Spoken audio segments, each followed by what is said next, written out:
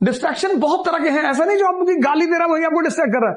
जो प्यार कर रहा है, प्रपोज कर रहा है, आई लव यू, हाँ हाँ वेरी गुड वेरी गुड, आपको लोग किसी भी तरह से हराना चाहेंगे, लड़ाई करके, नफरत करके। जब वहां से हार जाएंगे तो प्यार भी कर लेंगे। नफरत में तो तुम्हें पता है कि ये मेरा दुश्मन है, प्यार में पता करना बहुत मुश्किल है।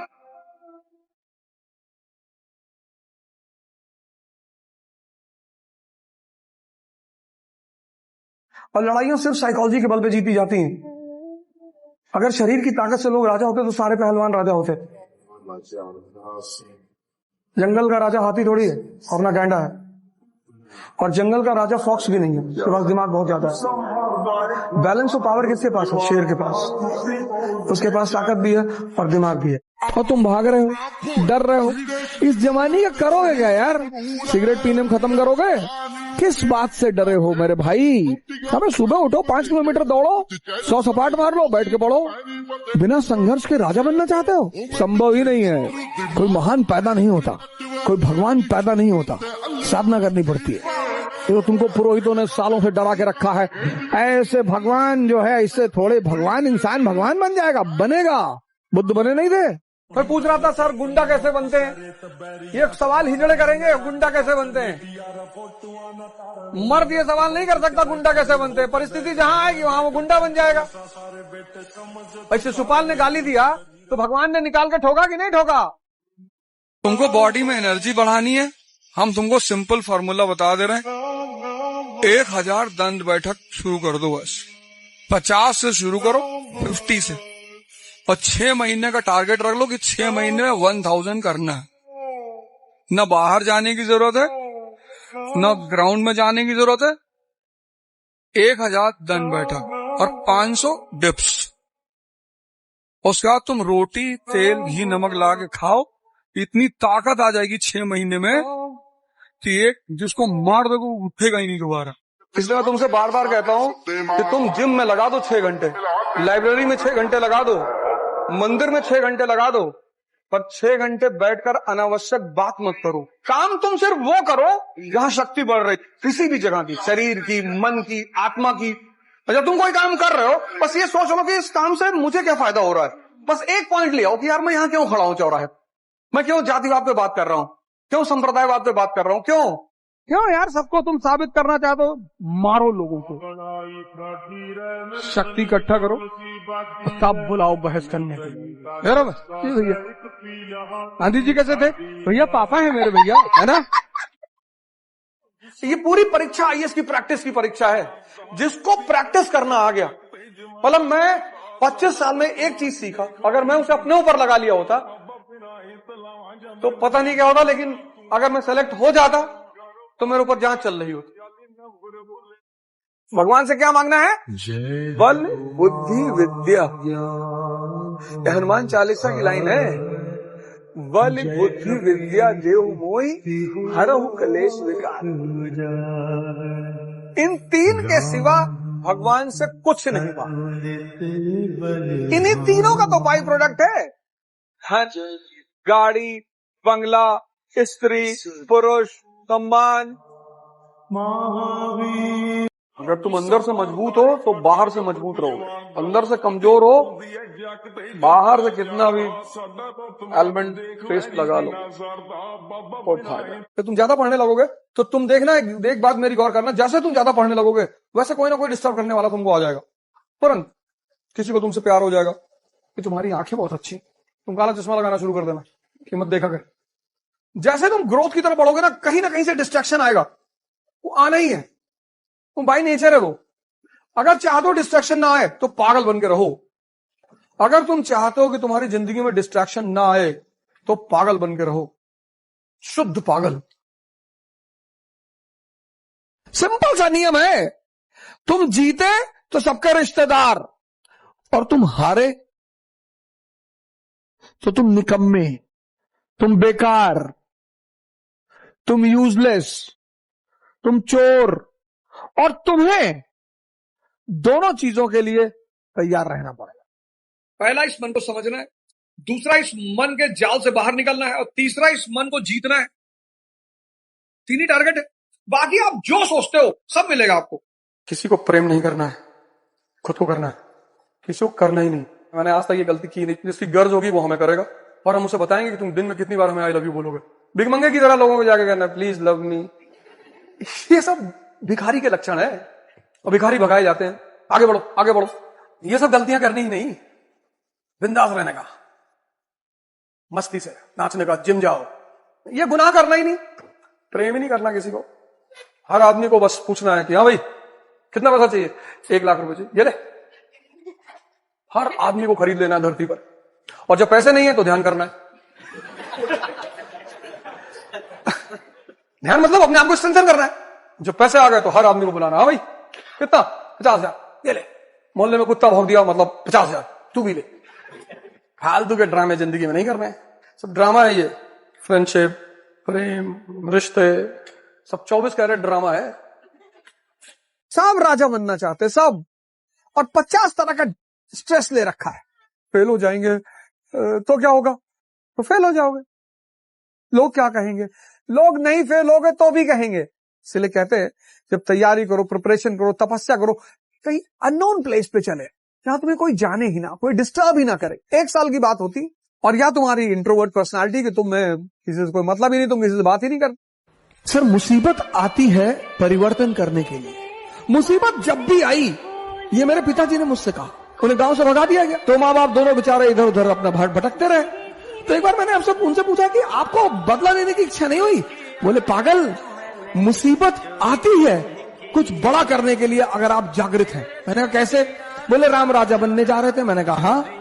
बोले मुसीबत आ गई? हाँ। मैंने कहा बिल्कुल। बोले 14 साल जंगल में रहे? मैंने कहा हाँ। बोले उसी जंगल में रहकर भगवान बने। पिताजी ने कहा कि देखो मुसीबत आई? मैंने कहा हाँ। बोले वो मुसीबत को मैं उन्होंने मजा लेना शुरू कर दिया। तैयार हैं? पिता दशरथ कह रहे हैं कि तू मना कर दे, वादा तो मैंने किया था ना, तू मना कर दे कि मैं नहीं जाऊंगा। अरे बोले नहीं, जाना तो है ही है। और ये इस बात का संदेश है कि हर व्यक्ति को, वो चाहे भगवान ही क्यों ना हो, कितना बड़ा संदेश है कि हर व्यक्ति को इस जीवन में संघर्ष करना है। ये पुरुष की बहुत बड़ी गलती कि वो अपने को भिखारी के समान स्त्री के पास ले जाता है। मतलब स्त्री का कहना है कि मुझे जीतो। अर्जुन ने द्रौपदी को जीता है, भगवान राम ने सीता जी को जीता है स्वयंवर में। बड़ी प्यारी प्रक्रिया थी स्वयंवर। आज हो जाए तो 95% लोगों की शादी ही ना हो। धनुष तोड़ना तो बहुत बड़ी बात, मछली की आंख में तीर मारना तो बहुत बड़ी बात। आज अगर स्वयंवर हो जाए और लड़कों से सिर्फ सवाल पूछ लिया जाए कि न्यूटन का पहला नियम सुनाओ, सर रिवीजन नहीं किया है अभी। जितनी भी लोग शादियां देखने जाते हैं आमतौर पर लड़के लड़कियों से सवाल करते हैं, लड़कियां नहीं करती। लड़कियां कर ले तो खत्म, खाना बना लेती हो, कढ़ाई सिलाई कर लेती हो, मेहंदी लगा लेती हो, घर तुमको संभालना पड़ेगा। क्यों? तुम कहां चले जाओगे मछली मारने? स्त्री को बहुत दुख होता है जब वो अपने पुरुष को भिखमंगे के भाव में देखती है। स्त्री अपने पुरुष को, आप देखो मूवीज को देखो, वो अपने नायक को शक्ति के रूप में देखना चाहती।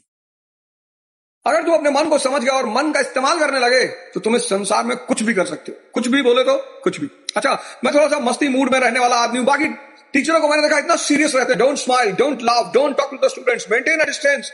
मैं थोड़ा सा मस्ती में हूं। उनको लगता है ये आदमी मस्त कैसे रह सकता है, कितना पैसा रखे हो, 50,000 करोड़ रखे। पैसे से मस्ती आती है, शक्ति से मस्ती आती है। कबीर मस्त है, मीरा मस्त है, दादू मस्त है, रविदास मस्त है, गुरु नानक देव जी मस्त है, बुद्ध मस्त है, महावीर मस्त है। मस्ती शक्ति से, जिसकी हस्ती जिंदा है उसकी मस्ती जिंदा है। तो लोगों को लगता है यार ये आदमी मस्त क्यों है यार। एक साहब मुझसे कह रहे थे क्या फायदा मिलता है, सुबह शो करते हो, कोई नहीं सुनता, कोई ध्यान नहीं करेगा। अबे मैंने भाड़ में जाए बे, कोई करे ना करे।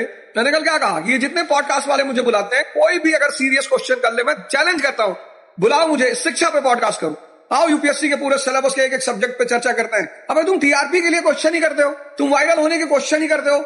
तो इनको पता चल गया कि यार अवध ओझा को किसी तरह से बदनाम करो। ये जितनी भी शाही वर्ग के लोग हैं, इनको एक तरीका पता है मध्यम वर्ग के लोगों को दबाने का, और वो तरीका ये है कि अगर मध्यम वर्ग का कोई भी व्यक्ति उठना शुरू करता है तो सबसे पहले उसका मजाक बनाओ। और मेरे साथ तो एक सबसे प्लस पॉइंट ये है कि तुम बना ही नहीं सकते। इस देश की कुछ विशेष प्रकृतियां हैं, विशेष साइकोलॉजी है इस देश की। अगर उस साइकोलॉजी को अगर आप नहीं समझोगे, समाज, आप समाज से डरते हो, समाज इतनी प्यारी चीज है। विजेंद्र सर ने कहा कि लोग आपको दबाएंगे, परेशान करेंगे, तभी तो बगावत। और एक सबसे बड़ी बात, यही समाज बनाया किसने? इंसानों ने। तो समाज की कुछ प्रवृत्तियां हैं। समाज अगर ये जान जाए कि आपसे फायदा है, प्रॉफिट है, जैसे कल आप ये समझाओगे, पूरा समाज आपके पीछे आके खड़ा हो जाए। एक बार भैया हमारे मुंह पे थूक दिए थे, हम भैया को कुछ कहे नहीं थे। फिर तुम्हारी एक बुआ आ जाएगी, पता लगा हरदोई वाली बुआ आ गई, तुमने कहा ये कभी मिली नहीं, पापा कहेंगे है बुआ ही है। इतने रिश्तेदार तुम्हारे पैदा होंगे, दोस्त पैदा होंगे, हर गली चौराहे में तुम माला पहनाए जाओगे। अगर ये समाज विरोध ना करे तो जो अंदर आग पैदा होती है ना कि इस काम को करना है। भारत के इतिहास में अगर तुम देखो तो जिनों की भी बेइज्जती हुई और उस बेइज्जती को उन्होंने चुनौती में लिया, वो चाहे चाणक्य हो, चाहे मोहनदास करमचंद गांधी हो, चाहे डॉक्टर अंबेडकर हो, इन तीनों लोगों की सबसे खास बात यही है कि इनकी बेइज्जती हुई और इन्होंने बेइज्जती को चुनौती के रूप में लिया। हिंदुस्तान की जनता सो रही है। We the people of India solemnly resolve. Hindustan की जनता सो रही है और हिंदुस्तान की जनता राजा है। तो हिंदुस्तान की जनता का जो नौकर है वो मस्ती कर रहा है। हिंदुस्तान की जनता का जो नौकर है वो मस्ती कर रहा है, मजे ले रहा है, और वो नहीं चाहता कि वो जनता वो रब न... अब नौकर क्यों चाहेगा कि मालिक जाग जाए? नौकर को पता है कि जब तक मालिक बेहोश है तभी तक ये सारी अय्याशी चलेगी। वो नौकर क्यों चाहेगा कि मालिक होश में आ जाए? तो जैसे ही मालिक हल्का होश में आता है उसको चार पैक को फिर पिला देगा, धर्म की पिला देगा, धर्म की पिला देगा चार पैक। ये लो, किसी ने कहा साहब ये धर्म वाला नहीं चाहिए साहब, तो पाकिस्तान की चार पैक पिला देगा। ले आओ भाई नया ब्रांड पाकिस्तान सिंगल मॉल्ट, हाँ ले आओ पाकिस्तान। किसी ने कहा साहब पाकिस्तान वाला बहुत पी चुके, अरे पाकिस्तान वाला पी चुके हो, हाँ जी, तो दूसरा लाओ, विस्की भी हो गए, हिंदू हिंदू हिंदू ले आओ, हिंदू वाली बॉटल लाओ। अच्छा एक बॉटल लाओ, मुसलमान वाली भी है, मुसलमान वाली बॉटल ले आओ, दलित वाली बॉटल का है साहब पीछे रखी, उसको भी ले आओ। तुम हिंदुस्तान के लोग सब मारे जा रहे हो, सबका बुरा हाल है, और तब तक मारे जाओगे जब तक तुम हिंदू हो, मुसलमान हो, दलित हो, ब्राह्मण हो, तब तक मारे जाओगे। कोई बचा नहीं पाएगा, कोई बचा नहीं पाएगा। अगर आप चाहते हो कि आपका जीवन बच जाए तो आपको ध्यान के रास्ते पर आना ही होगा। आपकी जनरेशन ध्यान की उपेक्षा नहीं कर सकती। ध्यान का मतलब मन की दशा को समझना। मन अच्छा, मन के कुछ बड़े प्यारे फीचर हैं। मन प्लान बनवाने में बड़ा माहिर है। सुबह प्लान बनवा देगा कि आज 16 घंटा पढ़ेंगे। 16 कौन पढ़ेगा यार? मन के बहकावे मत आओ। इसका काम है कि खूब बढ़िया सी पॉलिसी बनाना, पर इंप्लीमेंट नहीं करना है। ये इसका एक बहुत बड़ा फीचर है। 16 घंटा पढ़ना है, ये करना है, मतलब सोचने में तो कोई प्रॉब्लम ही नहीं है। 5 शब्दों को आज अपनी डायरी में लिख लो। सबसे रिश्ता मत बनाओ। भिखमंगों का कौन रिश्तेदार, भिखमंगों का कौन पड़ोसी, भिखमंगों का कौन फ्रेंड, दिखाई नहीं पड़ता। वैलेंटाइन पे देखे किसी रिक्शे वाले कोई लड़की जाके फूल देके आई हो और दिखाई नहीं पड़ता, तो तुम ओरिजिनल धृतराष्ट्र हो। पहली बात रिश्ता, दूसरा समय। नहीं पढ़ने मन कर रहा है, जिम चले जाओ, शरीर की शक्ति बढ़ेगी। नहीं पढ़ने मन कर रहा है, लाइब्रेरी चले जाओ, ज्ञान बढ़ेगा। नहीं पढ़ने मन कर रहा है, मंदिर चले जाओ, आत्मिक शक्ति बढ़ेगी। समय वहां डालो जहां शक्ति बढ़ रही है। जहां शक्ति घट रही है 6 घंटा चाय की दुकान में बैठे हो, तो दूसरा है समय। तीसरा प्रेम। तुम मत करो किसी से, इतनी शक्ति पैदा कर लो कि लोग तुमसे प्रेम करें। लोग कहते हैं ना भैया हम भगवान से प्रेम करते हैं, नहीं करोगे तो मार खाओगे। जब रावण को मार डाले भगवान, तो तुम साइकिल पे चलने वाले हैं। चौथा समझ का विस्तार करो, पढ़ाई से करो, देख कर करो, देखो लोगों को जाकर। जाओ आज दिन में किसी सरकारी अस्पताल में चले जाओ, इमरजेंसी वार्ड में बेहोश हो जाओगे। जिसके पास पैसा नहीं है नरक की जिंदगी जी रहा है, नरक में है ही। और 5वां शब्द है शक्ति। शक्ति के सिवा किसी चीज पे काम ना करो। एक आदमी की शादी हुई, 30 साल तक सिंगल रहा, फिर उसकी शादी हुई तो सुबह सुबह नई बीवी ने जगाया कि जानू उठो। देखा तो चाय, ब्रेड स्लाइस, पानी ट्रे में बीवी लिए खड़ी। बेड टी के बाद जब बाथरूम में गए तो टॉवल, कपड़ा, गर्म पानी सब तैयार। नहाने के बाद नाश्ता रेडी, ऑफिस की ड्रेस तैयार, टिफिन टेबल पर। रात 9 बजे घर वापस आया तो खाना तैयार। आदमी तो बावला हो गया। बीवी को बोले लगा कि भावुक होकर बोला कि तुम्हारे आने से मेरा जीवन सफल हो गया, मैं बहुत भगवान हूं जो मुझे तुम्हारी जैसी पत्नी मिली। तो बीवी ने धीरे से तिरछे आंख की और बोला कि ये डेमो था, ये बताने के लिए कि तुम्हें कल से क्या काम करना और कैसे कैसे करना है। ऐसी ही जिंदगी है। बड़े प्यार से उलझाती है आदमी को, बहुत प्यार से, इतने प्यार से उलझाती है। हर वो जगह जहां आपको लग रहा है कि बस खुशी मिलने वाली है। आप में से जितने लोग 40 प्लस होंगे, विवाहित होंगे और बहुत सारा जीवन का अनुभव आपको मिल चुका होगा, आपको देखिए जहां जहां आपको बताया गया था कि यहाँ खुशी मिलेगी, टॉप कर जाओगे खुशी मिलेगी, नौकरी पा जाओगे खुशी मिलेगी, विवाह हो जाएगा खुशी मिलेगी, सब ट्रैप था। खुशी तो सिर्फ अपने अंदर है। खुशी है मन को अपना गुलाम बना लेना। खुशी बाहर कहाँ है? और कुछ लोगों को जब तक ये बात समझ में आई कि खुशी बाहर नहीं है, तब तक जीवन अपना चक्र पूरा कर चुका। कुछ लोगों को तो कभी आई नहीं। जवानी साधना करने के लिए है। साधना, संघर्ष, इसके लिए जवानी है। बुढ़ापा में जब इंद्रियां काम नहीं करती तो परमात्मा का अनुभव कैसे होगा? क्योंकि जो इंद्रियां माया का स्वाद दिखाती है वही इंद्रियां परमात्मा का स्वाद दिखाएंगी। अब इंद्रियां जब माया का स्वाद ही नहीं ले पाती तो परमात्मा का कैसे दिखाएंगी?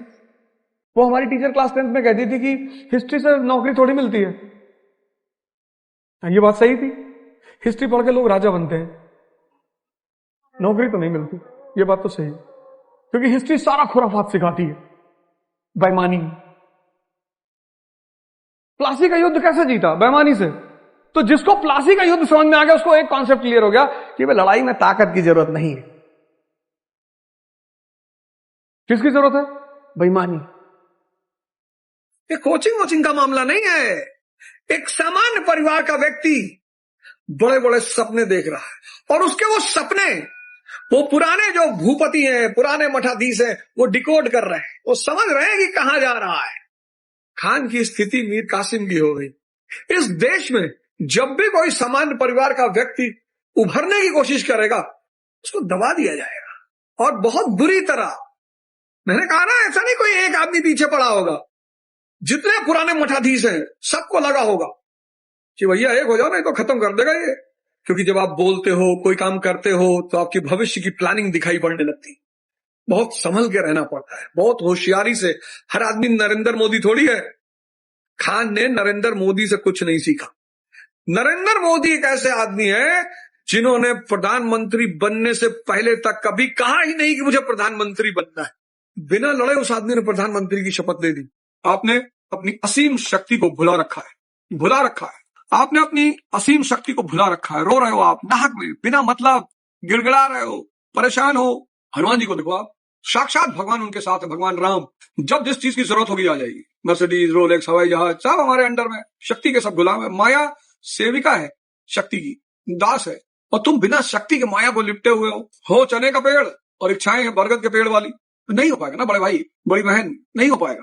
सबसे पहले अपनी इस असीम शक्ति को पहचानना है, फिर उसे रास्ता देना है। ये बृहदारण्यक उपनिषद का जो मंत्र है, अस्तोम सद्गमया तमसो ज्योतिर्गमया, इसको लिखकर अपने डायरी के फ्रंट पेज पे चिपका लीजिए कि यही मेरे जीवन का मुख्य उद्देश्य। बाकी तो आईएएस बनना है, डॉक्टर बनना है, इंजीनियर बनना है, एमएलए बनना, विधायक बनना, मंत्री बनना, इंडस्ट्रियलिस्ट बनना, सब बनना है। लेकिन जो मुख्य उद्देश्य है जिस पर निरंतर चलना है वो यही है कि अंधकार से रोशनी की तरफ जाना है, अज्ञान से ज्ञान की तरफ जाना है, मृत्यु से अमरता की तरफ जाना है।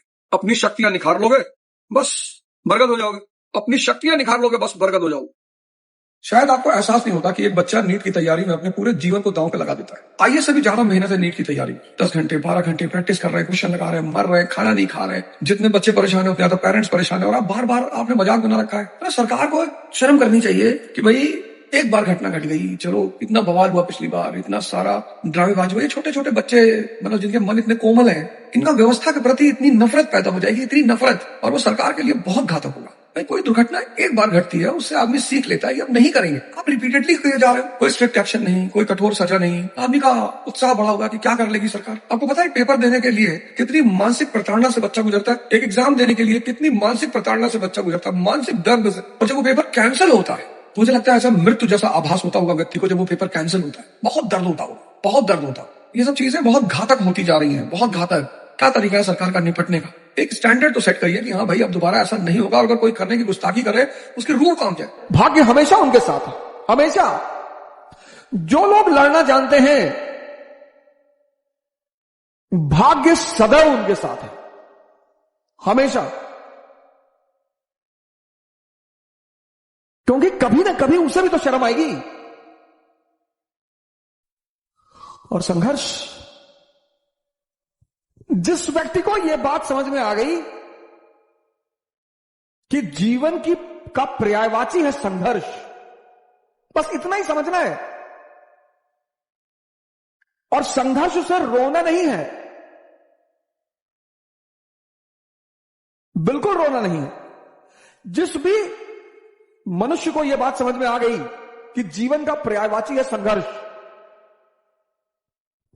और इसका मजा लेना है, उसको ना तो भाग्य हरा सकता है और ना ही भगवान हरा। कभी आप अपने बुजुर्गों के साथ बैठो। बुजुर्ग बहुत कीमती चीज है। बुजुर्ग मतलब अनुभव। अब तो उन्हें उठा के वृद्धाश्रम में डाल दिया जाता है। समाज एक बहुत अच्छे अनुभव से वंचित है। बुजुर्ग थोड़े से चिड़चिड़े होते हैं क्योंकि इंद्रियां खत्म हो चुकी होती है, तो जीवन का कोई उद्देश्य बचता नहीं। तो एक आम आदमी के लिए जीवन क्या है? भौतिक सुख, मटेरियल एंजॉयमेंट, मटेरियल एंटरटेनमेंट। और ये भौतिक सुख किससे मिलेगा? इंद्रियों से। तो वृद्धावस्था मतलब इंद्रियां खत्म, सुख खत्म। तो जब सुख खत्म तो कोई ऐसा बटन तो है नहीं कि दबा ली और शरीर छूट गई। 70+ के बाद जीना इंद्रियों के बिना वो बड़ा दुखदायी है। अगर जवानी में आपने ध्यान नहीं किया है, तो अगर आपने जवानी में ध्यान कर लिया और आप एक बड़ी अच्छी अवस्था में पहुंच गए, तो बुढ़ापा आपके लिए स्वर्ग हो जाएगा। और जवानी अगर आपने सिर्फ अय्याशी में बिताई, सिर्फ, तो आप यकीन मानिए कि आपको किसी नर्क जाने की जरूरत नहीं पड़ेगी। क्योंकि जहां से इंद्रियां फेल होंगी, चाहे वो 70 पे फेल हो, चाहे 75 पे फेल हो, जहां से फेल होंगी, वहां से अगर आप 20 साल और जिंदा रह गए, तो वो 20 साल आपको युगों युगों की तरह प्रतीत होंगे कि अरे भगवान। इसीलिए बुजुर्ग आमतौर पर चिड़चिड़े हो जाते हैं, चिल्लाने लगते हैं। और जैसे जैसे उनका शरीर जर्जर होता है, दर्द बढ़ता है, खाना नहीं खा सकते, आराम से सो नहीं सकते, तो चिड़चिड़ापन बढ़ता है। इसीलिए बुजुर्गों की सेवा की पुण्य की श्रेणी में सबसे बड़ा पुण्य माना गया है। भगवान के आशीर्वाद से बहुसंख्यक लोगों जिनको मेरी बात समझ में आ गई। मेरी बात समझना ही थोड़ा सा मुश्किल है। मैं जरा रिवर्स स्टाइल में बात करूं। जैसे मैं कहता हूं कि पढ़ने से कुछ नहीं होगा, आधे लोग इसी में दुखी हो जाते हैं। अरे कह रहे हैं पढ़ने से कुछ नहीं होगा। पढ़ तो रहे हो, इलाहाबाद में 10 साल से, दिल्ली में 10 साल से, पहले कोचिंग करते हो, जीएस की, फिर ऑप्शनल की, फिर सीसैट की, फिर टेस्ट सीरीज करते हो प्रीलिम्स की, फिर मेंस की, फिर क्यूयूपी करते हो, क्वालिटी इंप्रूवमेंट प्रोग्राम करते हो, फिर इंटरव्यू करते हो, फिर एस्से राइटिंग करते हो। और ऐसा सिर्फ इसलिए करते हो क्योंकि तुमको पढ़ाई समझ में नहीं आई। तुमको पढ़ाई समझ में नहीं आई। इतनी बड़ी ताकत है पढ़ाई। भाई मैं असली अंबेडकर को कोई मानने वाला है तो मैं हूं। उनके हाथ में किताब है। डॉक्टर अंबेडकर के हाथ में किताब है, जूता नहीं है, किताब। मतलब दुनिया में जितने भी कमजोर हैं, दलित हैं, शोषित हैं, वो शिक्षा की शक्ति के द्वारा अपने जीवन को बदल सकते हैं। क्या मैसेज है डॉक्टर अंबेडकर का कि दुनिया में जितने भी शोषित हैं, दलित हैं, जितने भी किसी भी जाति के, किसी भी धर्म के, किसी भी क्षेत्र के, जो भी हैं, वो शिक्षा की शक्ति के द्वारा अपने जीवन को बदल सकते हैं। और उसका वो स्वयं बहुत बड़ा उदाहरण है। यदि आप चाहते हैं इसी तरह वीडियो मिलता रहे, ग्लोबल पाथ चैनल को सब्सक्राइब करना नहीं भूलें।